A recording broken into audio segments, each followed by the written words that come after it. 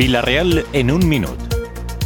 Els usuaris del camp de futbol de Flors s'han trobat amb serioses dificultats per aparcar en la zona les últimes setmanes al tancar-se un dels espais que s'utilitzava com a pàrquing com a conseqüència de la falta de voluntat de l'equip de govern per a plegar a un acord en els propietaris.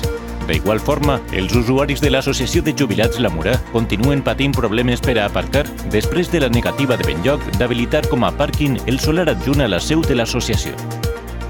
Els populars, davant les contínues molèsties i deficiències en el transport de Rodalies Castelló-València generades per les obres de l'AVE, sol·liciten a Renfe i a DIF la regularització dels trens i que el Ministeri de Foment compense als usuaris pels perjudicis ocasionats per aquestes obres. El PP felicita el vilarrealenc Sebastián Mora, campió del món d'escratx i bronze en Madison en els Mundials de Ciclisme en pista celebrats a Londres. Treballant per un Vila-real millor. Partit Popular.